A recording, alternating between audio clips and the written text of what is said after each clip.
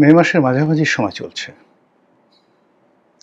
মে মাসের বাকি যে দিনগুলো, এই দিনগুলো খুব ব্যস্ততায় বাঙালির কাটবে। সামনে পবিত্র ঈদুল আজহা। এটা বাংলাদেশের অন্যতম একটা যাকে বলা হয় প্রধানতম উপলক্ষ, উৎসব।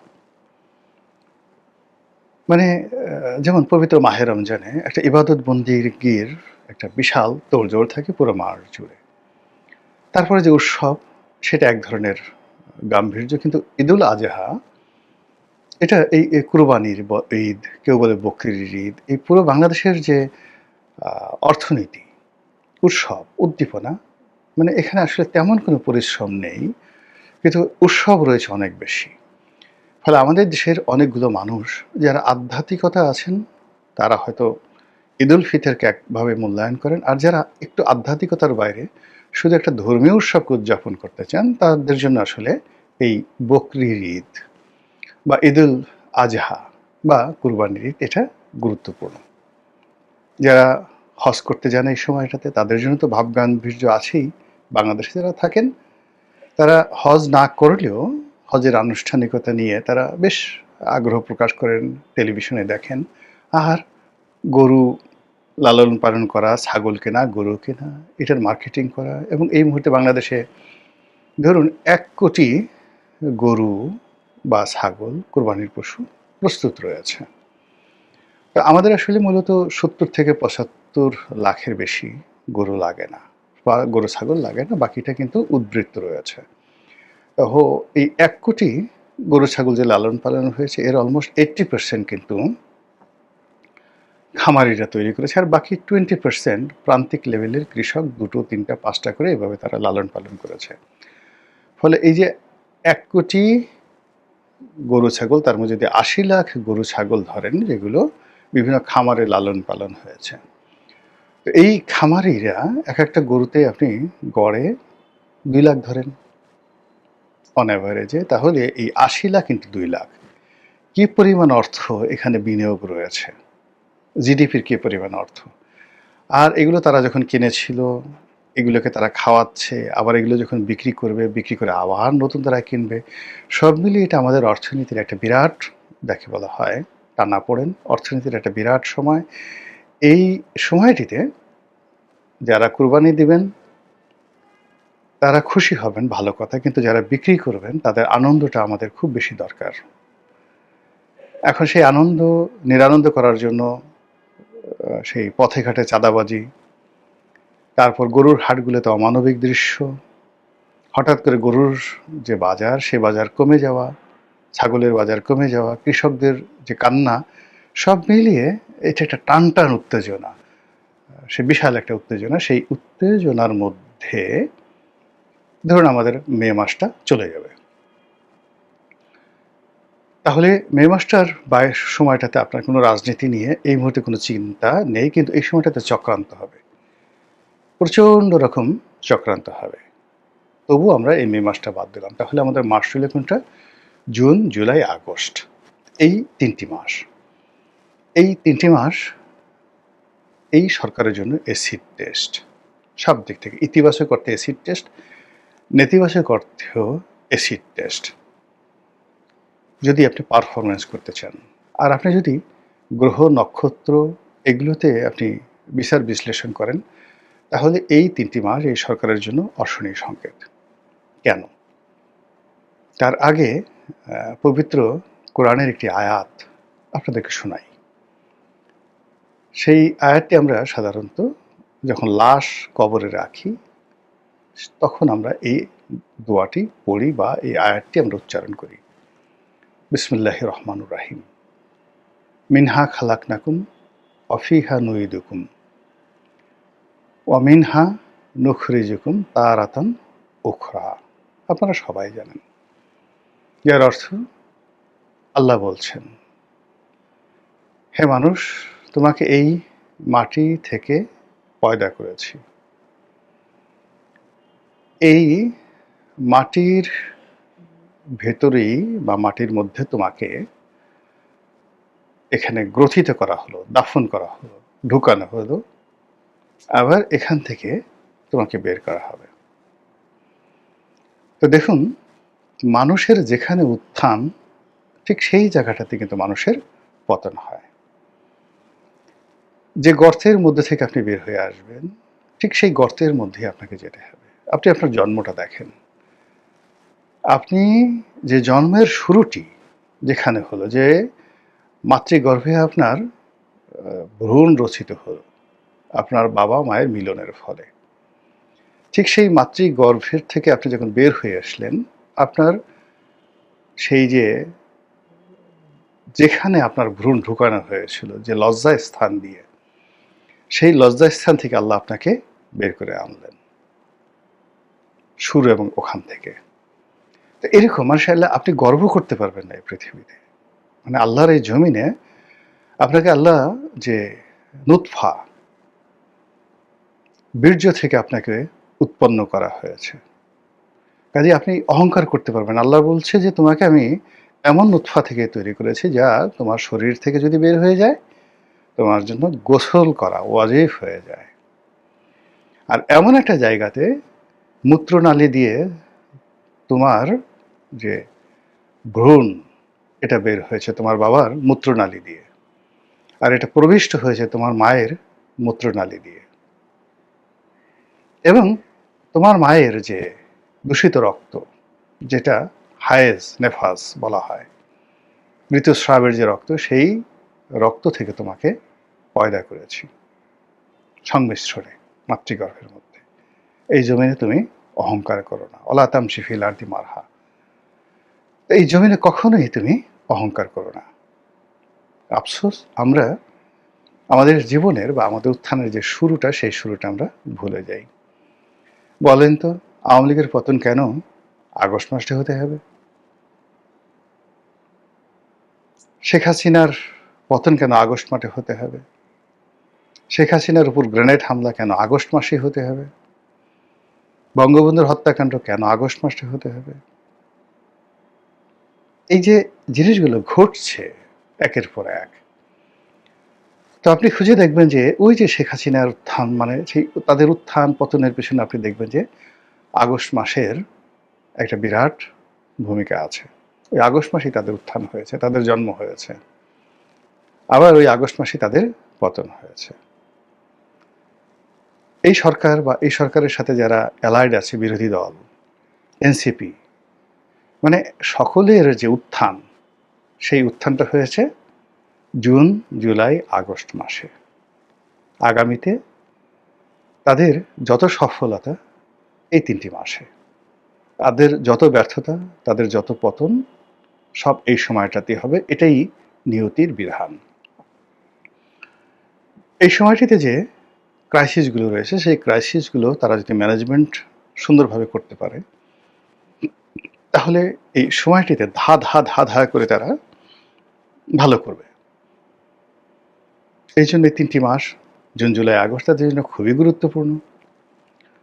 আর যদি তারা অকৃতজ্ঞ হয়, দ্য আনগ্রেটফুল, যদি তারা অবিমৃষ্যকারী হয়, যদি তারা উদ্যত এবং অহংকারী হয়, যদি তারা অতীতকে ভুলে যায়, তাহলে এই ৩টি মাসই তাদের মৃত্যুকূপ হবে।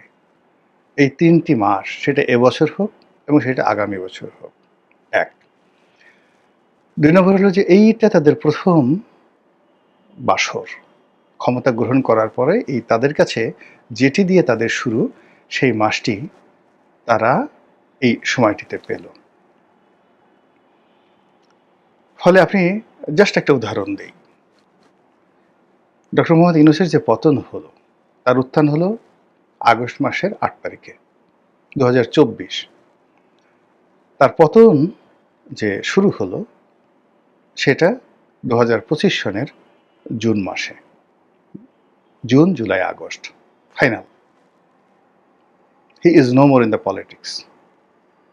আর বাকি যে সময়টা, সেটা হলো আগস্ট, সেপ্টেম্বর থেকে একেবারে তার ক্ষমতার যে হস্তান্তর পর্যন্ত সময়। তাকে তো হস্তান্তর করার সুযোগই দেওয়া হয়নি।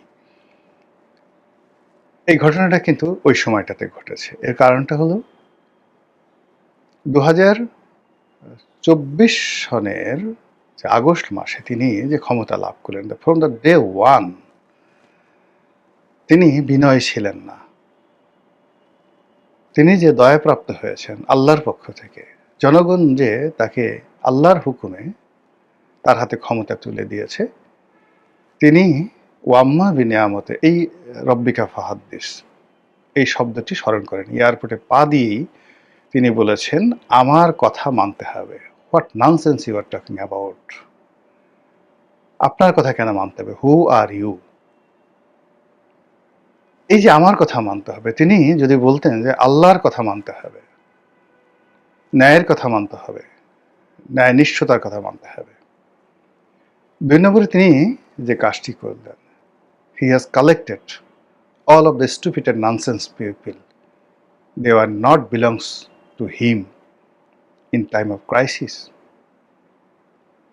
তার প্রমোদ সঙ্গী যারা ছিল, তার আনন্দের সঙ্গী যারা ছিল, এবং যাদেরকে আপনি প্রমোদ বালক বা প্রমোদ বালিকা বলতে পারেন, প্রমোদে ঢালিয়া দিনু তোরে, এরকম সেই প্রমোদ বালক এবং প্রমোদ বালিকাদেরকে তিনি এই যে তার যে সফলতা, সেই সফলতার সুখ উপভোগ করার জন্য তিনি তাদেরকে ডেকে আনলেন।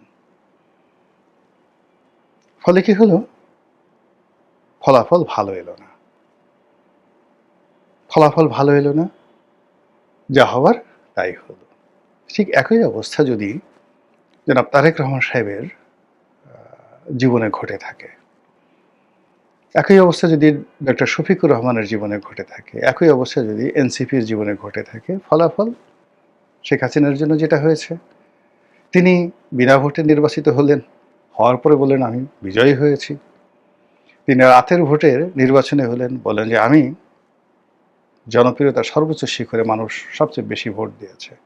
সমস্ত মানুষদেরকে সেই তিনি মনে করলেন যে দে আর অল স্টুপিড, ওদের জন্মই হয়েছে আমার মিথ্যা কথা শোনার জন্য। আবার সারা দেশের মানুষ একত্র হয়ে তাকে তাড়িয়ে দিল। যে উদ্যত স্রোত, এই যে গণভবনে গিয়ে তাদের যে ক্রোধ দেখিয়েছে, এই ক্রোধ, এই লোক সব জামাতের না, সব এনসিপির না, সব ইউনূসের না, সাধারণ মানুষের ক্রোধ ছিল 90%। অর্গানাইজ করেছে ডিপ স্টেটের লোকজন আছে, বাট 90% লোক তারা সেখানে গেছে, সেই ক্রোধ এখনো নিষ্পত্তি হয়নি।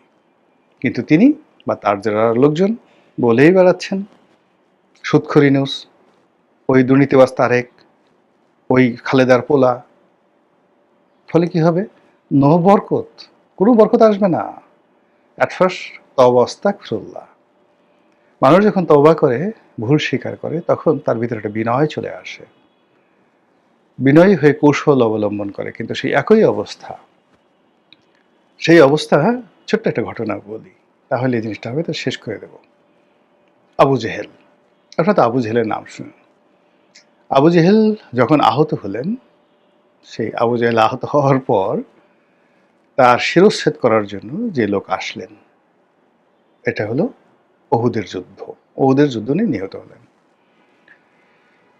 তো যে হত্যাকারী, তাকে সে বলতেছে যে তুমি কি আমাকে চেনো? হ্যাঁ চিনি। আমার সামাজিক মর্যাদা বা আমার যে অবস্থা, এটা সম্পর্কে তুমি ওয়াকিফ হও? হ্যাঁ। আমি কি তোমার কাছে একটা অনুরোধ করবো এই জীবনের শেষ প্রান্তে, তুমি সেটা রাখবে? বলে যে বলেন কি অনুরোধ? বলে তুমি যে আমাকে শিরচ্ছেদ করবে, সেই শিরচ্ছেদ পেছন থেকে না করে সতর্কভাবে আমার ঠিক এই যে আমি দেখাচ্ছি এই জায়গা থেকে তুমি এমনভাবে গলাটা কাটো যেন লোকজন দেখে আমার মনে করে যে আমার এই গলাটা বড় আছে।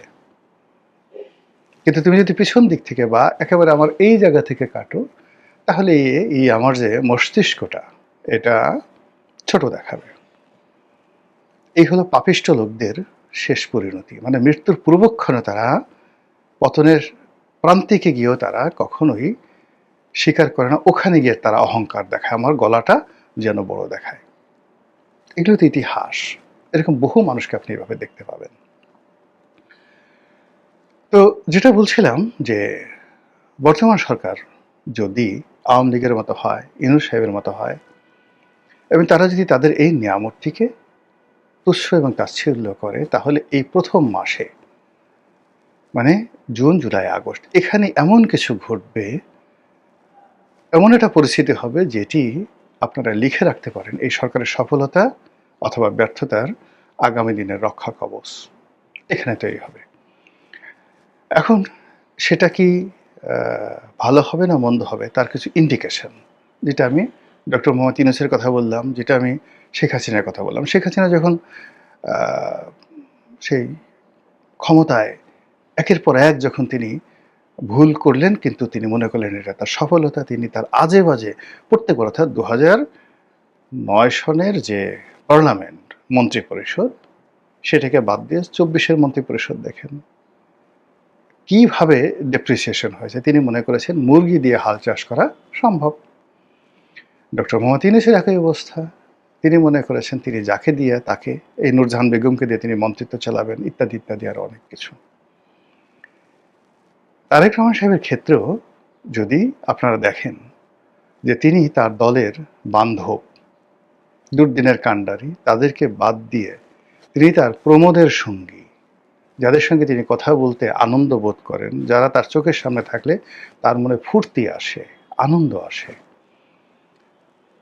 যাদের সঙ্গে সে কখনো দুঃখের বিষয়গুলো শেয়ার করেনি, কিন্তু প্রমোদ, আনন্দের বিষয়গুলো শেয়ার করেছেন, সেই মানুষগুলো যদি তার পাশে বেশি দেখেন, ধরে নেবেন তিনি ভালো করবেন না, নাম্বার 1।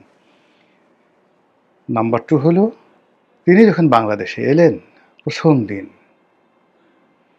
তার চোখে কি অশ্রু ছিল? তিনি কি কেঁদেছেন?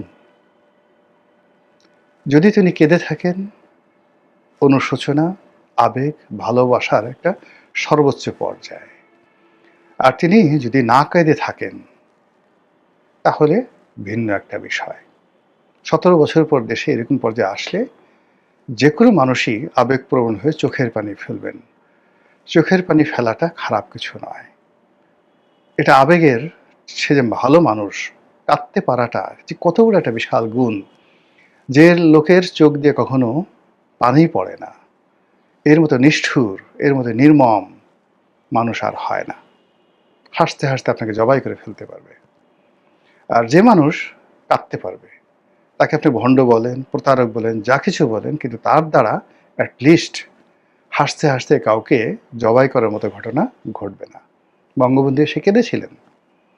শেখ হাসিনা যখন এসে নেমেছিলেন 1981 সনে, মারাত্মকভাবে তিনি কেঁদেছিলেন। বেগম জিয়া কেঁদেছিলেন।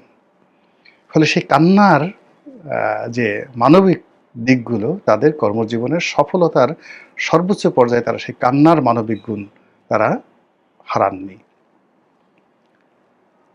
বঙ্গবন্ধু যদি না থাকতেন, বঙ্গবীর কাদের সিদ্দিকী বলেছেন, বাংলাদেশের 60 লাখ লোককে জীবিত অবস্থায় জবাই করা হতো। 30 লাখ লোকের নাম, মানে রাজাকার আলবদরদেরকে বলা হয় যে তারা 30 লাখ লোককে মেরেছে, পাকিস্তানে মেরেছে।